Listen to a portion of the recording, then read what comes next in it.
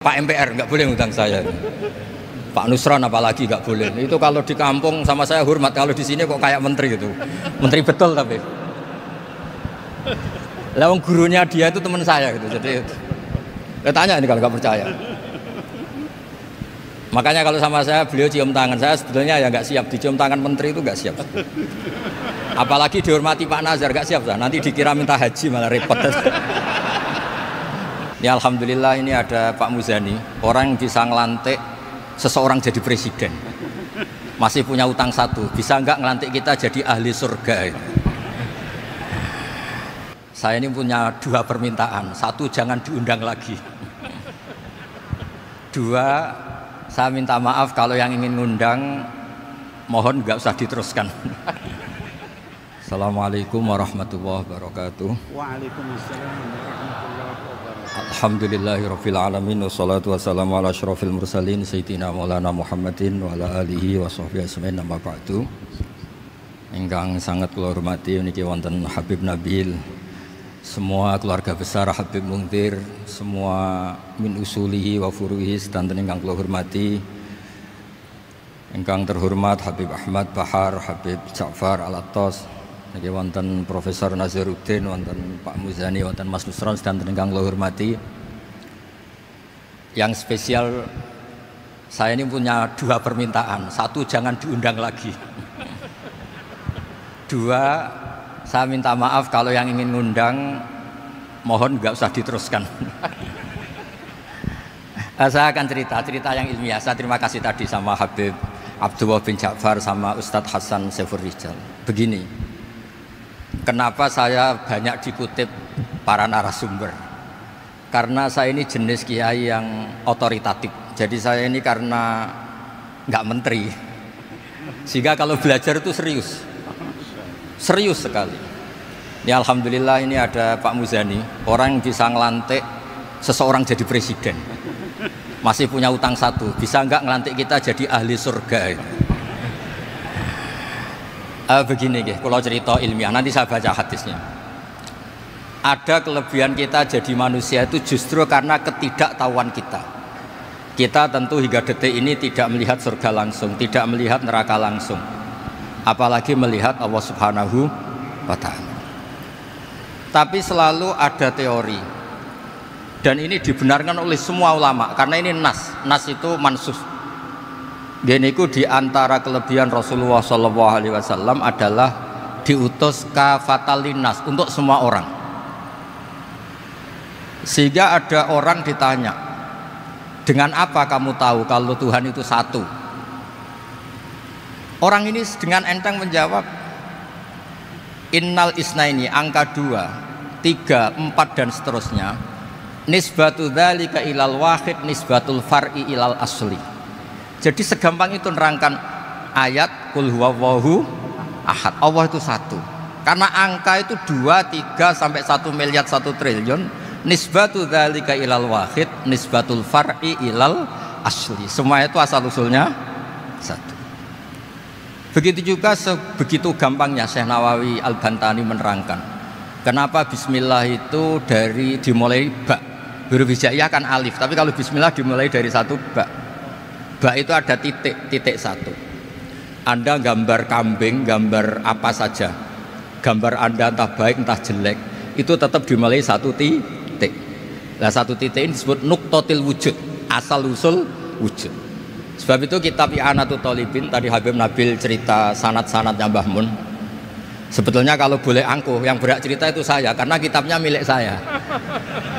Tapi beliau tak kasih terus cerita, ya alhamdulillah. Ada penyambungnya gitu. Nanti tak kasih lagi beliau.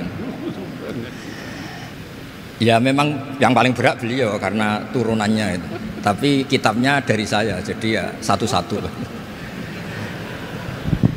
Kitab I'anatul Thalibin itu dikarang oleh ulama top, namanya Said Abi Bakar Sato. Beliau punya murid yang sangat terkenal di Indonesia, namanya Syekh Mahfud At-Turmusi. Syekh Mahfud ini punya murid diantaranya yang paling terkenal tentu Mbah Hashim sama Mbah Ahmad Dahlan, pendiri Muhammadiyah. Jadi kemudian kitab I'anah ini populer sekali untuk menerangkan fikih-fikih di Indonesia. Termasuk cerita bahwa wujubul jihad itu wujubul wasail lal maqasid. Jadi jihad itu wajib, itu wujubul wasail lal maqasid. Sama cari disarahin. Sekiranya dakwah itu bisa tidak dengan jihad, dengan pengajian kayak Majelis Rasulullah, kayak Majelis Nurul Mustafa, kayak kiai-kiai kampung, itu sudah cukup karena sudah isolul maksud, orang sudah menjadi kenal Allah Subhanahu wa taala. Sebab itu ketika Sayyidina Ali diutus di beberapa peristiwa termasuk di Khaybar, Sayyidina Ali didhawuhi la ayyahdiyawu bika rajulan wahidan khairan laka min khumrin na'am. Ada satu saja yang Islam karena kamu itu lebih baik daripada kemenangan. Nah, kemudian ini supaya otoritatif menghormati masjid ini, Masjid Istiqlal, masjid yang luar biasa bersejarah. Saya baca keterbatasan kita, tapi ini menjadi kelebihan. Ini hadis di Shahihul Bukhari. Nanti sebagian materinya saya tinggal supaya ini tadi otoritatif tadi, supaya semuanya pakai sanad. Ini hadis dari Shahihul Bukhari, sehingga Anda tidak perlu tanya ini sahih apa enggak, karena ini di Shahihul Bukhari ikutnya nomor hadisnya itu 6408. Monggo kalau mau dihafal. Biasanya jenengan kan hanya hafal Arba'in Nawawiyah. Ini hadis ini nomor 6408.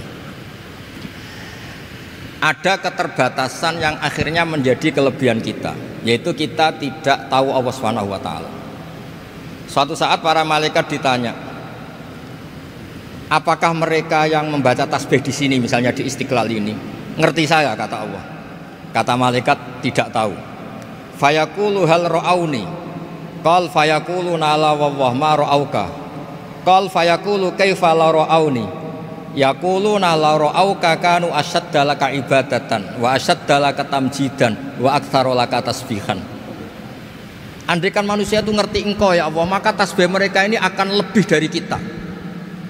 Saya beri contoh, ini terutama untuk dzurriyyah Rasulullah SAW. Nabi itu manusia, basar, tapi lakal basar. Nabi ketika muji Allah Subhanahu wa taala ini supaya kalau sholat jangan hayati.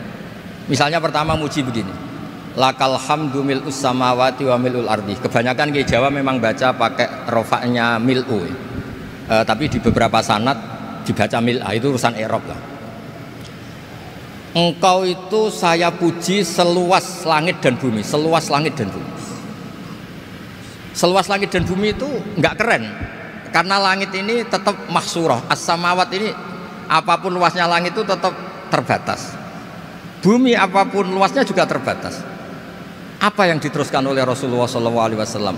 Wa mil'u ma syi'ta min syai'im ba'du. Dan pujian saya ini ya Allah sesuai kehendakmu, sejumlah kehendakmu, karena ini yang tidak terbatas. Begitu juga ketika Nabi dengan keterbatasan sebagai manusia, bukan sebagai Habibullah, atas nama manusia. Nabi itu punya dua sisi, kadang sebagai basar, kadang sebagai Habibullah.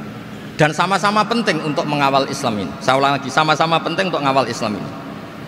Ketika Nabi sebagai basar ngendikan begini, la nuhsi Allahumma lakal hamdu hamda yuwafi ni'amaka, misalnya pakai mukhatab, wa yukafi umazidak.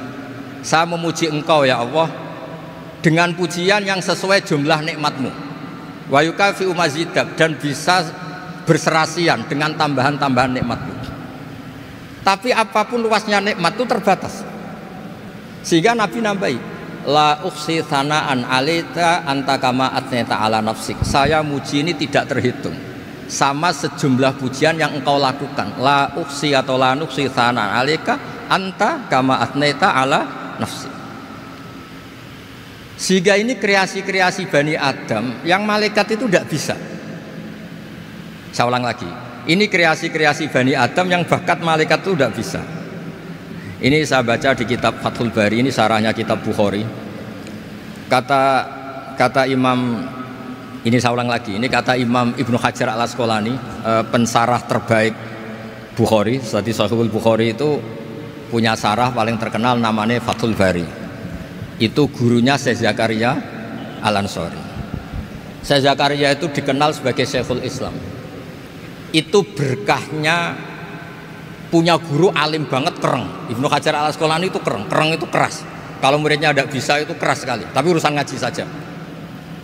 Terus punya murid itu pinter sekali, namanya Ibnu Hajar al-Haytami. Jadi beliau kalau mau ngaji ya susah karena gurunya tuh alim nyuruh baca. Kalau mau ngajar ya susah, muridnya tuh alim takut salah. Jadi akhirnya pinter. Orang punya murid alim alama itu kan bingung. Makanya saya tidak suka kalau Profesor Nazar ngaji saya. Nanti ngoreksi repot. Sudah gitu Islamnya beliau formal karena Menteri Agama, saya non formal. Lama-lama Islamnya beliau legal, saya ilegal. Kan jadi repot nanti. Makanya tadi tak bully, tak cocokkan. Kalau jenengan Menteri Agama sampai akhirat berarti top. Tapi kayaknya di akhirat saya yang ngelamar jadi Menteri Agama. Tidak ada, ini nggak penting. Ini hanya gojlokan saja supaya kelihatan bahwa Menteri pun juga warga nopo Indonesia. Begini kata Ibnu Hajar Al Asqalani, ini saya baca ya supaya penghormatan saya sama Habib Umar Hafid. Saya ini baca kitab beliau khatam serius, namanya Taujihun Nabi li Mardoti Bari, yang ditulis oleh Ustadz Fahmi bin Ali bin Ubaidun. Saya baca banyak, termasuk ketika beliau punya manhaj yang tidak populer, kata beliau fala buddha antuwattina nafsaka ala annana khudamatu hadal kaun. Kamu harus yakin bahwa tugas kiai, tugas ulama itu khudamatu hadal kaun, mengkhidmati semua alam raya ini. Dan jangan pernah putus asa, misalnya melihat non muslim terus kamu putus asa, ini non muslim enggak. Bisa saja suatu saat rubbama aslama fakhasuna islamu, bisa saja dia Islam fakhasuna Islam. Nah, ini wirasah nabawiyah, karena dulu Nabi ketika dari kampung Abdi Yalil dan disakiti, malaikat Jibal itu usul supaya kampung itu dihabisi, kata Nabi apa? La bal arju ayukhrijawah min aslabihim ma ya'budu wa la yusyriku bihi syai'an. Bisa saja bapaknya masih kafir, anaknya Islam, cucu-cucunya napa? Islam. Kayak apa Nabi itu? Rojaknya Masya Allah. Nah kemudian ini kembali ke tasbih tadi. Kata Ibnu Hajar Al Asqalani, yukhadu min hadal hadis anna dzikral hasil min bani Adam a'la wa asyrafu min adzikri al hasil min al malaikah li khusuli dzikril adamin ma akasratis syawaghil wa wujudis sawarif wa sudurihi fi alamil ghaibi bi khilafil malaikati fi dzalika kullih. Jadi kita ini enggak melihat Allah langsung, enggak melihat surga langsung, enggak melihat neraka langsung. Tapi cara kita zikir, wis nek wedi neraka yo nuwangis tenan. Padahal yo ora mesti mlebu neraka, lha nuwangis tenanan. Kayak apa iman kita? Nah, iman seperti ini sesuai kriteria awal sing dikersana Allah, alladzina yu'minuna bil ghaib. Maka andekan saya ini kok dikasih mukasyafah sama Allah untuk melihat surga, saya milih enggak melihat supaya ngikuti yang tetap ghaib. Nanti kalau saya melihat langsung kemudian iman, kata Allah, akeh tunggali aku iman mau melihat itu. Jadi kadang-kadang keterbatasan kita ini penting. Makanya masyhur Nabi pernah ngendikan tuba liman ro'ani wa amanabi, tapi wa tuba liman lam yaroni wa amanabi. Kalau orang melihat saya kemudian iman itu biasa. Ini orang zaman akhir tidak melihat saya tapi iman. Kadang-kadang itu enggak lewat Habib yang ganteng itu enggak, lewat Mudin. Mudin di kampung rapati di duit, ini aku mulang tauhid ya mandi. Islam itu digawa Habib ya mandi, digawa menteri ya mandi, digawa Mudin ya mandi. Karena Islam itu kafatal, napa kafatal. Nah yang nggak dipunyai malaikat adalah tadi seperti cerita saya tentang Imam Amudi. Segampang itu. Makanya di tradisi pondoknya Mbah Maimun itu ada tradisi qaddimid dirayah ala riwayah. Logika riwayat itu penting karena itu menjadi nyaman. Ya kayak tadi, Allah itu satu. Ketika kita berpikir angka 2, 3 sampai sekian miliar, sekian triliun, nisbatu dzalika ilal wahid, nisbatul far'i ilal asl. Semua itu dibanding angka 1 adalah cabang. Gambar kayak apa ruwetnya, dinisbatkan asal usulnya mesti satu nuktoh, yaitu satu titik. Nah satu titik ini kata pengarang I'anatul Talibin, bi kana makana wa bi yakunu mayakun. Nah kemudian terakhir ini nggak boleh lama-lama. Kalau lama-lama nanti sampean pinternya nyanyi saya, jadi itu sudah. Tapi nggak apa-apa lah. Saya ini termasuk kiai yang sudah diundang. Ini termasuk Pak MPR, nggak boleh ngundang saya. Pak Nusron apalagi nggak boleh. Itu kalau di kampung sama saya hormat. Kalau di sini kok kayak menteri gitu. Menteri betul tapi. Lah wong gurunya dia itu teman saya gitu. Jadi tanya ini kalau nggak percaya. Makanya kalau sama saya beliau cium tangan, saya sebetulnya ya nggak siap dicium tangan menteri itu nggak siap. Apalagi dihormati Pak Nazar nggak siap, nanti dikira minta haji malah repot. repot. Saya ini tadi bisik-bisik itu urusan ilmu tasawuf, ya ada urusannya dengan haji. Nah, cocokan. Kenapa beliau suka ilmu tasawuf? Saya kan sering lihat beliau ceramah di TV. Katanya obat Gus obat. Orang kalau belajar tasawuf kan kepenak itu. Kayak wis ahli swarga kan kepenak di tasawuf itu kan memang. Sekarang saya cerita tentang ini karena bidang yang saya tekuni. Ada kitab tentang ulumul Quran namanya Al-Mufradat fi Gharibil Quran. Dikarang oleh Ar-Raghib Al-Asfihani. Ini kitab luar biasa. Di situ hanya cerita lafat-lafat per kata. Saya tadi sebelum kesini ngajar dulu di pondoknya Beki, Baitul Qurannya Pak Kures. Karena memang saya termasuk pengajar di sana. Artinya kalau saya sering ke situ jangan iri, memang saya termasuk pengajar di sana. Termasuk pengajar yang keren maksudnya. Keren itu artinya pakai referensi, bukan asal. Begini kata kitab itu. Rasulullah SAW itu kan punya nama Muhammad, orang yang banyak sikapnya atau semua sikapnya terpuji. Termasuk ketika sebagai manusia, sama kita termasuk ketika sebagai apa? Manusia. Sebagai manusia aja Nabi gak pernah salah. Begini kata kitab itu. Nabi-nabi yang keren-keren itu, sama lihat di Ahadits Syafa'ah, itu masih egois. Ketika ada haulul mauqif, ada prahara mauqif, itu semua Nabi bilang nafsi, nafsi, nafsi, nafsi. Ketika dimintai syafaat bilang nafsi, nafsi. Tapi Rasulullah SAW itu beliau ngendikan ummati, ummati. Dan beliau ketika dimintai syafaat kata beliau sudah, analah, saya bisa memberi syafaat. Kata beliau, fa'akhirru lillahi ta'ala sajidan fayaqulu li ya Muhammad irfa' ra'sak wasal tu'tah wasfa'tu syaffa'. Kayak apa hebatnya Rasulullah SAW? Umumnya para nabi melihat akhirat itu sudah akhir dari semua amal. Itu menurut Nabi Muhammad gak keren. Allah itu gak bisa didikte akhirat. Allah itu Tuhan, tetap yaf'alu ma yasha. Jadi gak bisa misalnya sudah akhirat orang nyuwun sewu terus tanya, ya Rasulullah ini sudah akhirat kok jenengan sujud bareng ini gimana? Ini sudah nggak darul amal tapi ini darul jaza. Tidak bisa. Akhirat nggak bisa dibatasi. Karena akhirat nggak bisa membatasi Allah, Nabi tetap dengan rileksnya minta sama Allah. Fa ahmaduhu bima hamida 'allamani ya rabbi. Kemudian saat itu saya muji-muji Allah dengan pujian yang luar biasa. Terus kata kitab itu, fa Muhammadun Ahmadu min ghairihi. Makanya beliau punya nama Ahmad.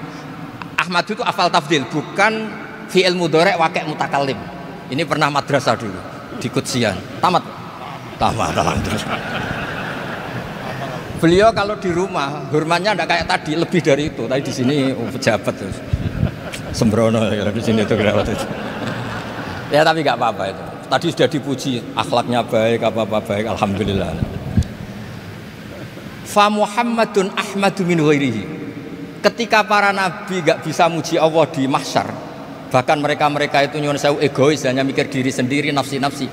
Rasulullah Muhammad ini punya nyali untuk muji Allah dan tetap mengajukan permohonan apa? Syafaat.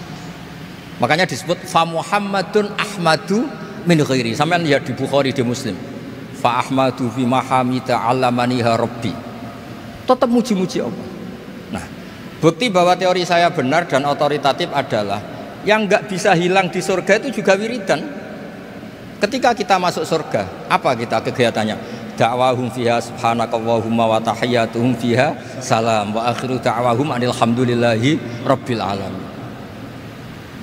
Nah, kemudian ini juga yang terus kemudian dinyatakan al-baqiyatus sholihat. Ini kalimat-kalimat yang abadi. Karena apa? Di dunia ya kita bilang subhanallah alhamdulillah, di akhirat dia bilang subhanallah. Kayak apa kerennya kita sebagai Bani Adam. Nah, makanya disebut alladzina yu'minuna bil ghaibi. Wong tidak melihat Allah, tidak melihat surga, tidak melihat neraka, tapi iman kita ini kayak iman sing musyahadah. Iman sing hakul yakin, ainul yakin. Kenapa demikian? Ya karena tadi kita diajari terus menerus oleh Rasulullah SAW. Yang terakhir saya cerita mukjizat. Ini juga terkait dengan betapa mudahnya hadad din ini di logika, dicerna. Kata Rasulullah SAW, sabda Nabi di hadis, saya ulang lagi, ini hadis sahih di bab awal Fadailul Quran di Sahihul Bukhari. Dicek, kalau nggak percaya dicek. Ma minal anbiya'i nabiyyun illa u'tiya minal ayati ma misluhu amana alaihil bashar wa innama kana alladhi utitu wahyan awhahu wa ilayya fa arju an akuna aktsarahum tabi'an yaumal qiyamah. Enggak ada nabi kemudian kecuali dikasih wahyu, dikasih mukjizat. Dan mukjizat ini dahsyat sehingga orang itu dipaksa iman. Kayak Nabi Soleh, ada unta besar keluar dari batu. Nabi Musa punya tongkat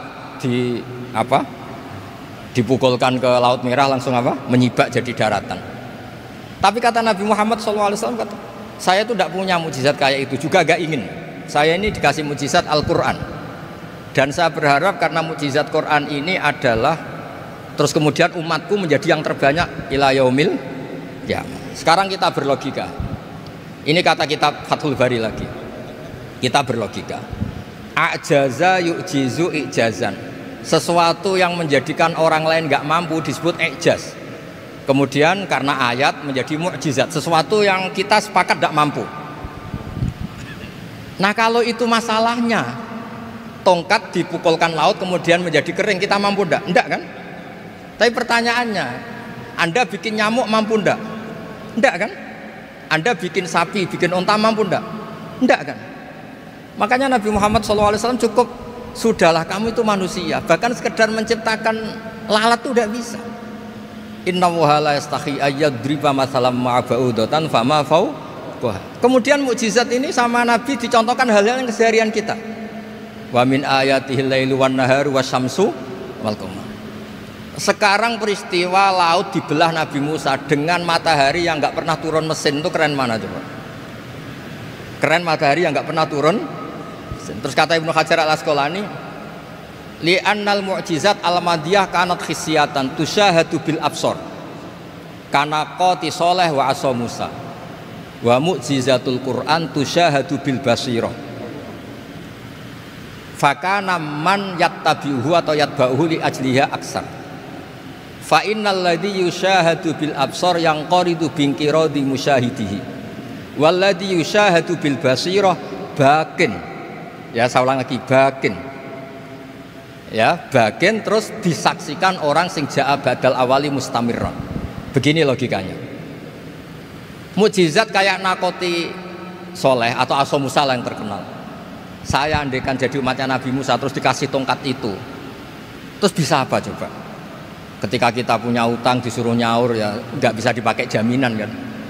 Sudah gitu orang tanya ini asli apa enggak? Kalau asli buktikan, kan ya repot. Tapi kalau kita jadi umatnya Rasulullah SAW ditunggoni Quran, punya banyak masalah resepnya sabar. Kalau nggak bisa sabar ya nyari kiai-kiai tukang ijazah nak menodungannya mandi. Karena orang mensifati Allah itu macam-macam. Makanya saya pastikan nggak ada agama yang mengajarkan rasional kayak agama Islam. Makanya liqaumi yaqilun liqaumi yatafakkarun. Coba misalnya nyamuk. Kamu bikin nyamuk tidak bisa kan? Nyamuk punya organ tubuh kecil, organ tubuhnya punya urat. Kamu mikirnya kayak apa? Sekedar bikin patungnya saja tidak bisa, apalagi bikin nyamuk. Jadi untuk mengakui kudrohnya Allah yang tidak terbatas dan kita lemah, itu udah usah nunggu peristiwa kayak terbelahnya laut. Cukup wa ma min dabatin fil ardi wala ta'ir yatiru bi janahihi illa umamun amsalukum inna fi khalqis samawati wal ardi waqtilafil laili wan nahar, seterusnya la ayatil liqaumi yaqil.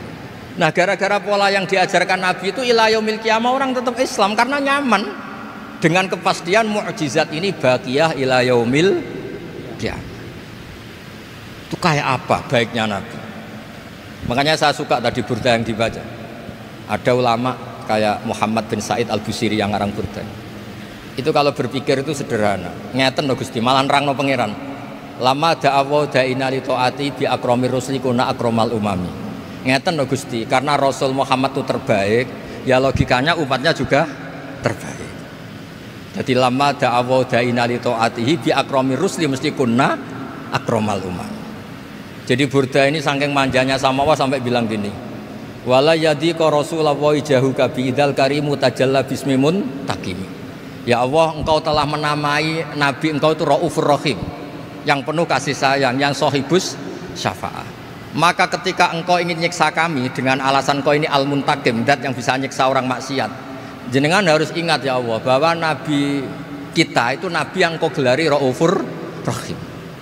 Ya kalau gitu jangan jadi nyiksa.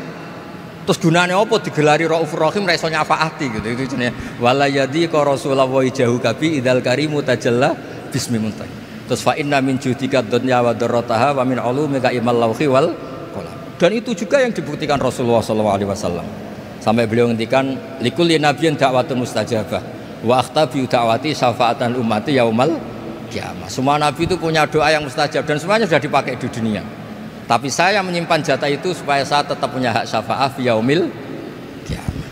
Terus ini bukti-bukti bahwa ilmu yang selama ini diajarkan para habaib, para kiai itu otoritatif. Saya hanya bantu jenengan memastikan kalau hadis itu sahih, dimaknai oleh ulama-ulama yang kredibel. Ya, perjanjian terakhir tadi, saya ini termasuk kiai yang sergap. Tanya Mas Nusron, Pak Muzani juga pernah ke rumah saya. Meja saya itu isinya ya kitab. Habib Nabil pernah ke kamar, isinya kitab. Jadi kalau jenengan ngundang saya itu berhadap-hadapan sama hukumnya Allah, yaitu ganggu orang belajar gitu aja. Mohon ngoten mawon. Assalamualaikum warahmatullahi wabarakatuh.